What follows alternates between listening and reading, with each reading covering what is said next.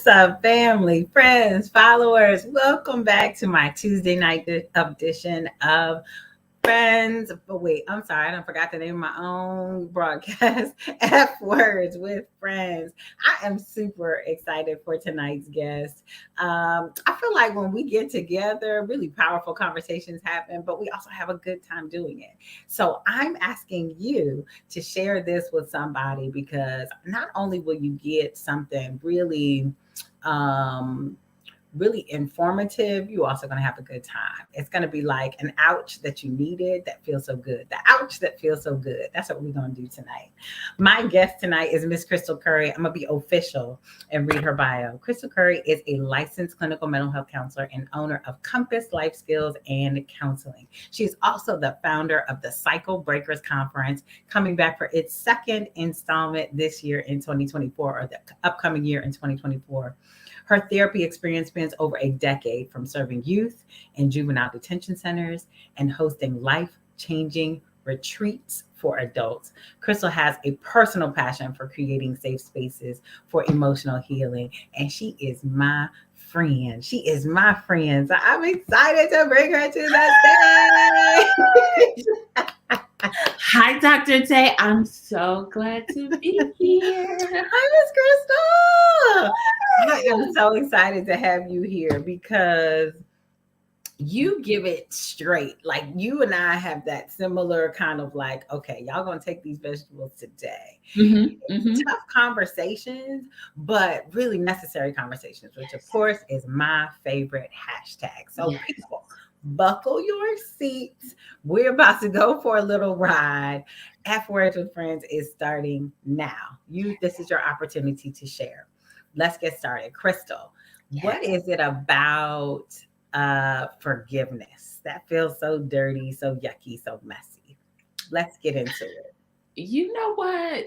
Forgiveness is like one of those things where the person who was hurt has to do the work in order to forgive. And so sometimes you may feel like someone needs to earn forgiveness, or you're not sure if they're even sorry for what they did. So why would you want to forgive them, right? Because you as a person, in order to forgive, have to intentionally shift your perspective of that person, even if they've done nothing to deserve it. So I think that's why it's such a dirty word and why people kind of shy away from it. Yeah, I think you hit the nail on the head. A lot of times when we're thinking about forgiveness, we also want the person to have changed, or we want their heart to be like so, apologetic. We want them to show that they're sorry. We want them to never do it again. And those are all the taboos of forgiveness, because we do feel like forgiveness should be earned. We feel like, you didn't do nothing to earn my forgiveness. Like, it's like so it gets into this tit for tat thing. So how do we get there? How did you get there? You are very candid about your personal history. You wrote a book, a guided journal. Yes, ma'am. Called Intentional Forgiveness. How did you get on this journey of forgiveness? How did it show up for you? You know what? My journey to forgiveness took me a lot of different ways, but it ultimately led to the fact that I really had to learn, and this is what helped me. I really had to learn that everybody like operates on their own level of self-awareness, right? That's And good. on their level of self-awareness, that determines like how they give and receive love. And so if someone is on a lower level, not like in hierarchy, but we're just not on the same level of self-awareness, Yeah. the way they love me can be harmful. The way that they experience love could be harmful as well. And so I really had to learn how to separate the being, like the person, from the behavior. And so if you know my story, you know that my parents were 14 and 15 when they gave birth to me, seen a lot, experienced a lot. They were different beings, right, through my entire life. And how they perceived the world is how they raised me. And because it was a different type of perception, the love was sometimes hurtful and sometimes it was harmful. And I wanted so bad for them to be remorseful for what they Mm, did, mhm. and try to make a change off of what they did. However, me realizing that just because I have a greater self awareness that they do means that I have the responsibility for no longer harboring this resentment and going through the process of forgiving them and separating what they did from who they are. Separating what they did Mhm, from who they are. mhm, That's mhm, deep. Like mhm, somebody is listening right now and is like, but how? How do you do that? How do you separate what they did from who they are? mhm, mhm. So for me, it was really understanding and seeing them like outside of mom, outside of dad. Who is this person? The And what person is this? behind the parent. Yes, the person behind this, the parent, and what is their story, right? Because we as clinicians, we know that you are basically however you experience life, and how you Yeah. experience life is based on what you've been through, right? Yeah. Yeah. So how what I experienced with them was not because of me. It Yes. was because of what they had experienced. So what you're saying is that there are times when someone has hurt us and it feels so personal that Mhm. we can't see outside of our own pain in Yes. order to see them as just genuine people making poor decisions or bad Mhm. mistakes or engaged in bad things. Mhm. And if we go back to the context of the beginning of your personal story, Mhm. it you said your parents were 14 and 15. Yeah, just babies, right? Holy smokes. Like Just like babies. like for real. Like everyone right now has to just take a moment and think about two people they know, a 14-year-old and a 15-year-old, and imagine them having a child and what mistakes they will make along the way and what poor decisions they would make and what that's how you separated from. Mhm. Hold on, let me just think of them as a 14 and 15-year-old people or 17 and 18-year-old now parents or Yes. 19 and 20 now year old parents, and you're five Yes. six and you Yes. have a desire for something from them that they just don't even have the maturity yet to Right. give. Right. I Mhm. get it 100%. Mhm. Mhm. I get where your story could, but how did that affect you as a child? Like just as a child, you don't have that maturity to even fathom them in that way, right? But Yes. it built some emptiness up in you, like, I suppose. Yeah, so I mean, as a child, I created my own belief system about why they did what they did. And so, as children, we have what's called like an ethnocentric view, which is we think that how people treat us is because of us, or we feel like what's happening around us is because of us. It is a very self-centered view. So Self-centered viewpoint. Yes, self-centered you view. got real Dr. Crystal I on, and you said ethnocentric, and the people was like, huh? So self-centered bring it view. back, bring it So, back. so for example, like if you're a child and your mom often comes home irritated, right? You may not think that she's irritated from work. She's tired. You may think she's irritated because she doesn't want to be home with you. Because Mm, as children, we don't have logic. We yeah, only have our experiences. And as children, we just try to put things together. yeah. And so I really had to take a deep dive into what beliefs that I have carried from my childhood into my adulthood that forced me to see my parents in this way. That's so good. Mhm. That is so good. So when did you begin? You made something you made a statement in the beginning, basically saying how you got to a point basically where you were more mature than your parents. Mhm. And that's how you started on your path to forgiveness. Mhm. When did that shift happen?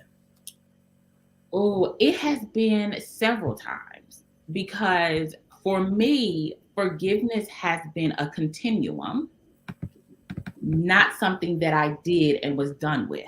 Yeah. Yeah. Because I'm still a daughter that desires to be mothered and fathered through different stages of my life. Yeah. And so sometimes when I don't have that, I feel the resentment, a new type of resentment coming up. And that is my key, that, okay, I need to do a little bit more forgiveness work there because this is new. That's Um, good because I think people feel like forgiveness is something that you'll achieve. mm, They don't necessarily recognize that it's it is a path, like it's a yes, walk. yes. It's a and it's intentional. Like Hmm. it's an intentional recognition that there is still something unsettled, Yes. and then your decision to not focus on where the pain came from, but just the Hmm. fact that the pain exists is something Right. that you have to say, okay, this my heart is still feeling this one. Right. Yeah. So for me, it started in my college years, my early 20s, and it is still ongoing to this day, and I'm 38.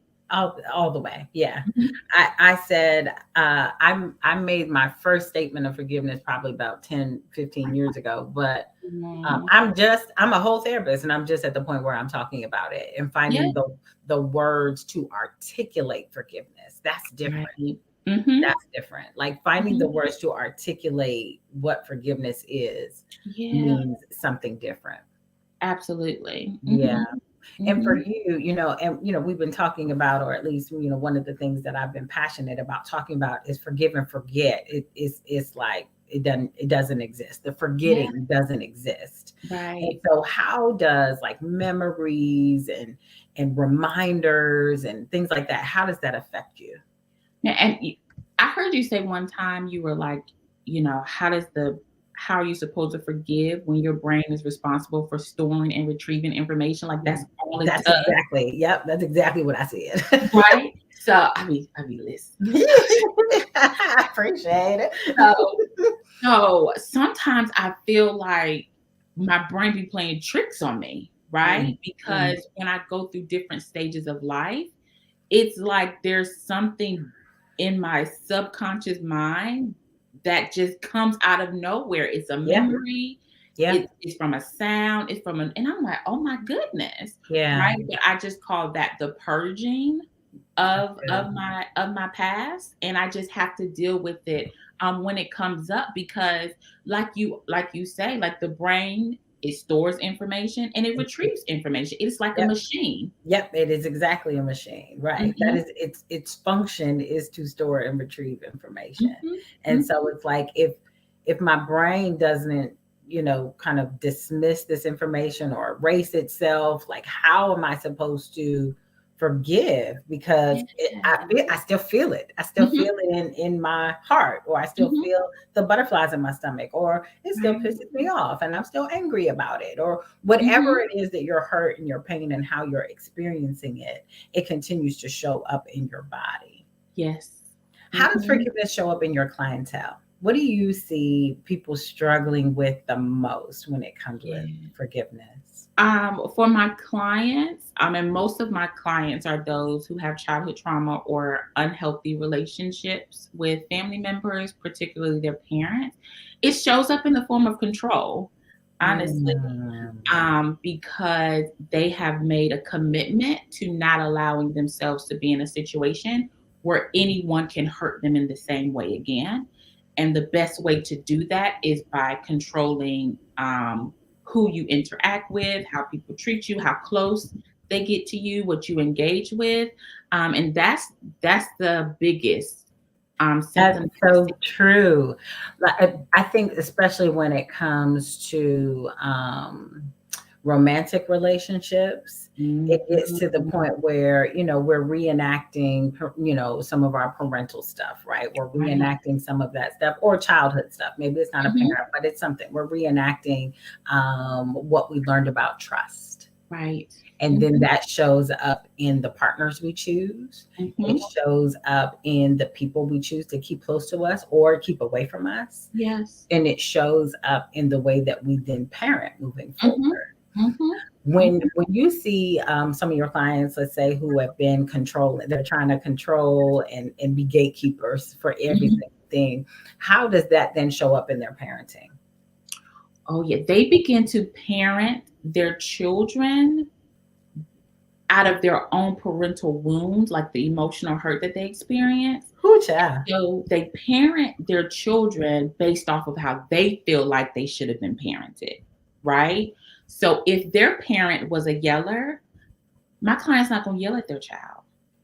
If my parent, if yes, if my client is a parent and their parent did not do like the motherly thing, like they weren't very affectionate, my client will take motherly, but to the extreme. So now they're trying to be Mother. smother, Susie Yeah. homemaker. Yeah. They've worn out, they tired. House has to be perfect, meals have to be perfect, kids have to look perfect. And it's all about keeping up with this image that they've created of what it's like to be a good mom because their worst fear is becoming what they had. Becoming their mom.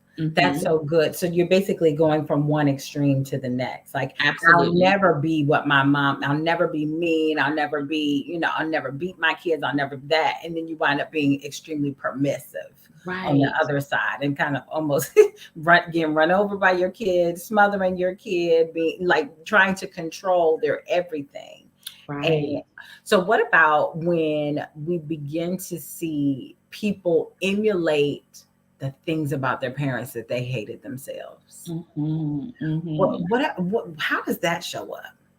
Yeah, because our brain thinks in pictures, right? Not words. So if we say, black shirt, your brain doesn't spell out the word black and shirt. You vision a black shirt. Yeah, And so what happens is when you have a parent who has even the image of, I don't want to be like my mom, they have the image, your brain has the image of your mom in your mind. And because our brain is a machine, it yeah, will begin to direct your behavior to emulate the image that you see, that it yeah. sees, which is your mom. My God, Hmm. that's so. Ah, I don't even have words. I'm like, oh no. Oh, that's so crazy. I don't even Yeah. have words for it. I don't have words Hmm. for it. So it requires a conscious decision and even awareness Hmm. to say I gotta learn even how to parent. Yeah. Like I gotta be open to learning how to parent Hmm. differently, or Hmm. learning how to parent in a way that doesn't put me in the same box that my parent was in. Right. And that's why mm, going through the process of forgiveness and changing the perspective of how you see your parent or the person that hurt you is so important because when you shift your perspective, you shift the image that your brain has in your mind, right? You Woo! see Wait a them minute, dial it back and down. say it again because it was so good. It's so Yeah. good. So, with the process of forgiveness, you are actually shifting your perspective of the person, for example, of your mom. And if you shift the perspective of your mom, the image that you have stored of what a mother is will change. And that is then what your brain will start to do.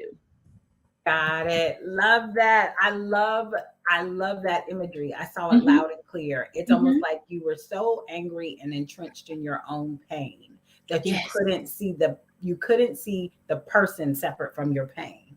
right. Once you shift your perspective and begin to look at the person differently, you Hmm. then allow yourself a different perspective of that role that they played in not only Hmm. in your life, but the way that you can adopt that role in a Yes, different way. yes, You explained that so well. I love yes, that. I love yes. that. The people are loving it too. And I got questions in the chat. Okay. So we're going to go to Blue Moon '08. How do you Come avoid on, Blue. passing down trust issues to your children? Blue Moon '08, Blue '08 Moon. How do Yeah. you avoid passing down trust issues to your children? Okay, so I always say this is one of my favorite sayings. In families, more is caught than taught, Yeah, right? I've heard you say that. So your children are going to mimic how you trust people, Mhm. right? They're going to mimic how you set boundaries, how you engage with people, how you respond to people. So, whatever you want your children to be able to do, you first have to do, right? That's the whole point of being a cycle breaker. Whatever you don't deal with, you leave your children to deal with. So, Ooh, for you, it is unpacking first. why you don't trust people. Probably means because you were let down by people who were really important to you, or people didn't come through when they were supposed to, and there was a hurt, harm there. And so you just look differently at people with the side eye, you know? But what you have to remember is when you choose to continue to kind of like ride on this wave of hurt, you make every new person that comes in your life pay for what they did. And you stop yourself from really experiencing a lot of really good and wholesome relationships. So it's so important for you to unpack that hurt and for you to forgive the people that hurt you. I hope that answered the question. It did. It was good. It basically said that you're saying that we as parents are an example of our own trust issues. Yes. And so if we don't want our children to have those same trust issues, we have to Mhm. model that accordingly. We have to Yes. show them. And Mhm. you said more is caught than taught. So Yep. don't just leave them to their own thought patterns of Mhm. what trust looks like watching you. Even Right. engaging in those necessary conversations with Yes. your children about trust will Mhm. help break the cycle of Absolutely. mistrust. I Mhm. love it. I love it. Mhm. Blue Moon got it. She said, "In family, more is caught than taught." Listen, you learned it. You learned them up on today. You learned them. So I got next question coming from Bantu fam. Bantu fam. Sometimes your children expressed total opposite of how you handle situations. Why do they stray away from what you're teaching, trying to teach them, or what do the parents miss when this happens? Ooh. Okay. So let's just say this. So I really teach that your home is somewhat of a science lab. If you have a healthy home, it is a science lab where your children are free to explore within the belief system or whatever that your family has established, right? So if your children are not following your instructions or doing what you think they should do, it's not a bad thing because they're still in your house and you still have the opportunity to guide them. And this is why it's so important. And then I'm going to come back to the question. A lot of us grew up in a house where we were not allowed to make mistakes or get it wrong. So That's then so we good. grew up to be adults and we don't take no risk. We thrive in perfectionism. We feel like everything has to be a certain way. We get anxious or we get, other feelings when we have to make decisions and we feel like we don't want to get it wrong. It's because we grew up in houses where we really weren't allowed to explore and get it wrong. So if your children are exploring and getting it wrong, I would encourage you to lean into that and you still have the opportunity to walk with them and teach them the correct thing to do because it's better for them to do it now than for them to do them when they're young adults and we all have stories about things that we've done that we Oh, should not have done. yes, yes, that's good. That's Mhm, good. mhm, So one of the things I tell people is it's the hardest thing in the world to watch somebody you love or mhm, really make, kind of bad decisions or make decisions that you disagree with or could be harmful to them. mhm. But it is also the most teachable space Yes. for them. And so Mhm, sometimes we as parents, we try to say, no, don't do this because this is what I did, and no, don't do this because this mhm, is what I did. But mhm. sometimes you just got to let the chips fall and pray for these babies and just say, okay, all right, this is what you want to do. Yes. Let's see how the chips fall. Let's see how Mhm, this works out. Let's see what you mhm. learn from this. Right. Um, we kind of talked about this a little bit yesterday about how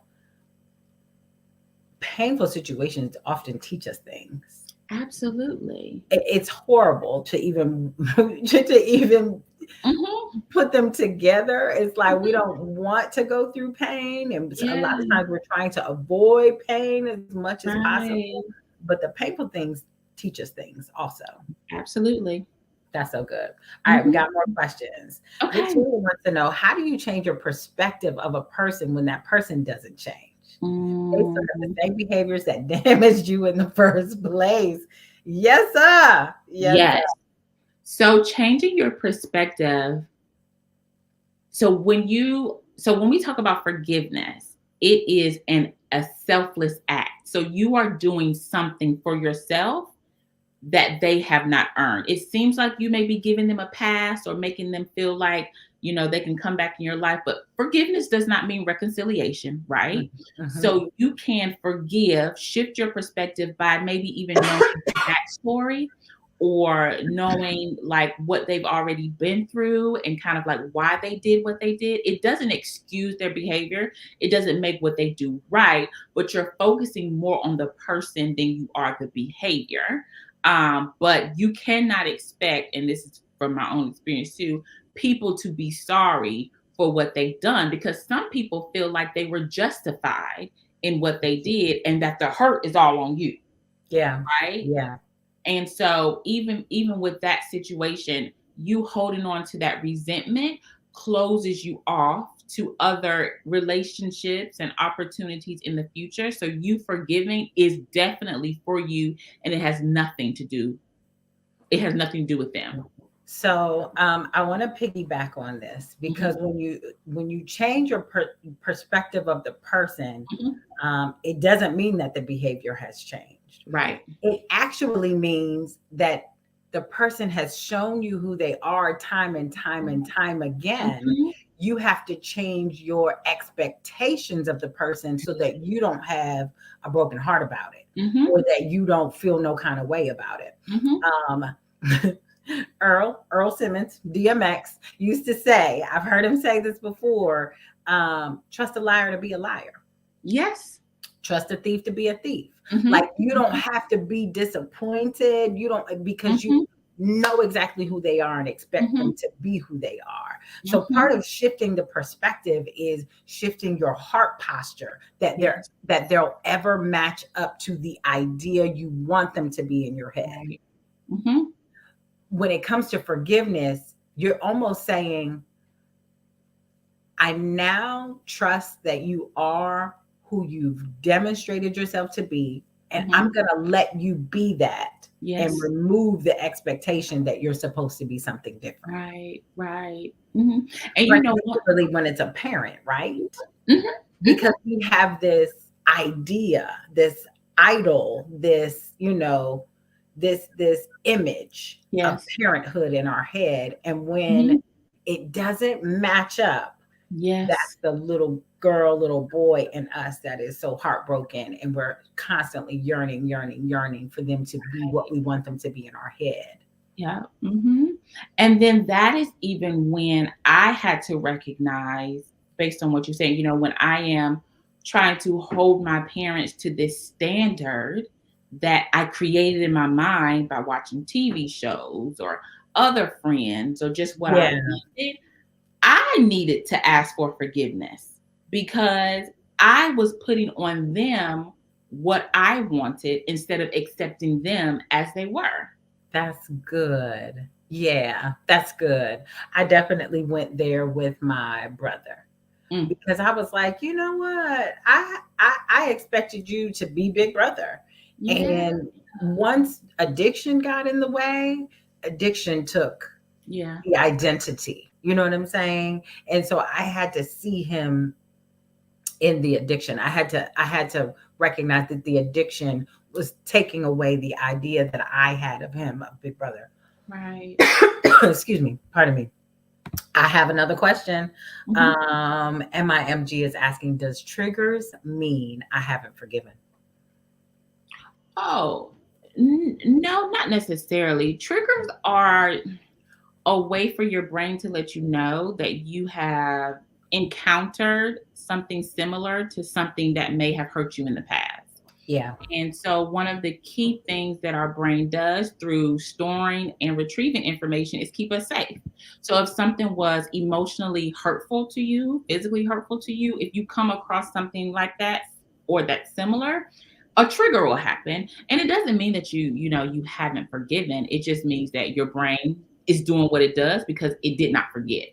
Yeah, it didn't forget. And it also tells you, I think triggers do two things. You've touched on one already, and it kind of reminds you where you need to perhaps do some more work because you Mhm. continue to feel in that Yes. space. But number two, it could also just remind you that you have a heart. that you have, like you continue to feel. A Mhm. lot of times people feel like because there's no triggers, they're Mhm. healed. And that's not necessarily the point, either, the case Right. either, because you can numb away some Yep. things and Mhm. suppress some things. So Mhm. I think the fact that you continue to feel something Mhm. is also a sign that you continue to have a heart for I the agree. area that is Mhm. still tender.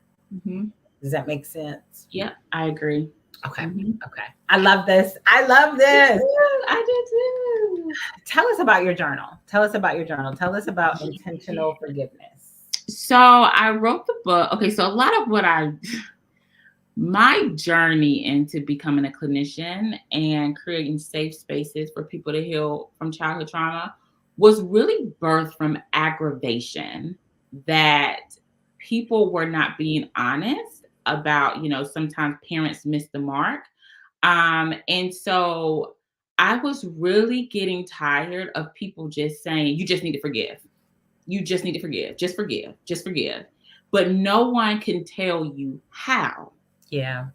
Right. I was like, okay, I want to. Yeah. How do I do it? Right. And so I wrote a step by step guide on how to forgive someone who you feel like has wronged you, because and it's what I actually went through. So that's how the book came about. It's on my website. I think it's like $10. Great price, right? Let's put your website down. Uh-huh. CrystalCurrie.com, right? Yes. Mhm. Yeah, Awesome. so it was built out of frustration because I was tired of people telling me what to do, but couldn't tell me how to do it. That's good. You Mhm. said something key though. You said you wanted to forgive. Yes, Ooh, I did. you wanted to. I did, right? Mhm. Like, it's just kinda like, "Get this off of me," right? Like, I "Get see. me past this," right? Mhm, I mhm. feel stuck, I don't trust people, I'm thinking I'm looking side-eyed at people, I'm parenting out of pain, I'm not trusting my husband and leaning into his help, all because of this unforgiveness. It's like, "Just get it off of me. Somebody Yeah, help me get it off of me." that's And so good. mhm, That's so good. I mhm, think I think my pathway to forgiveness, I just didn't want to deal with it no more. Like I didn't want yeah, to be bitter about it. And yes, so that was kind of a part of me. Like, I just don't even want to care about this anymore. yes. At one point in time, my prayers were like, God, I really want to care less about this. Like, I want to Right. care less. I've Yes. literally had those conversations with the Lord. Mhm. But I think because the F words are such a dirty word, like it just, Mhm. that it's such a messy process. Again, Mhm. talked about some people don't even want to forgive, have Yeah. no intention of forgiving. I feel like the biggest journey for a lot of people is just number one, just giving yourself the space from Yes. that person Mhm. who has hurt you throughout your Yeah. life, and allowing space to just get you to the point where you do the work, you get your nervous system back in order, Yes. and perhaps then you can see them differently. Yeah. And then one more thing I forgot to mention about my own forgiveness. I had to realize, as a believer, right? Jesus died for everybody's sins, right? Yeah. Yeah. So even though they have sinned against me, if I choose not to forgive, that means I believe my standard of forgiveness is higher than Jesus's crucifixion. Listen, none of us are the Lord, correct? Listen. Yeah. Mhm. Mhm. I saw this meme, this reel today. Mhm. Someone sent me, it said, well, Jesus said to forgive, what was it, 471 times. 472, I'm fighting. Listen, in that order. 472, I didn't get no more instructions. They gave me, I did it. I did 471. Now Yes, I'm at 472, and you yes. you getting all the That's hands. it. That's it. That's all I got. That's all I got. Oh my God. Oh man, this is great conversation. This is great conversation. We don't have any more. This is it, folks. Okay. This is it. If you have more questions in the chat, you definitely need to do this now. I'm going to take a moment to turn the tables. Crystal Curry, if you have any questions for me, this is the time to Yeah. ask. Mm. How deep you want to go? I'm open book. I'm ready. Okay. Okay. Is there ever something that you had to feel like, I know I'm talking in theory, Okay. okay? Is there anything you've ever had to forgive God for? And I'm Ooh. just saying in theory. Is there anything I had to forgive God for? Like you were upset or resentful that he allowed something to happen or did something.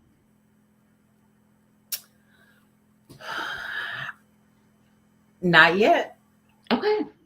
I'll say not yet, but I'm definitely at the point where with my loved one, Hmm. if I were a betting woman, I think there's still active addiction there. Okay. That's just my feeling. Yeah. And I pray for him so much. Mm. um and I recently went on a journey. This is the first time that I'm kind of speaking about this publicly. So I recently went on a journey where God really compelled me to go to him, Mm. and I didn't want to go. Yeah. I didn't want to go. Mhm. But God put it on my heart so heavy that Yeah. I've been praying for him so much from afar Yeah. that I needed to show up, Yeah. right?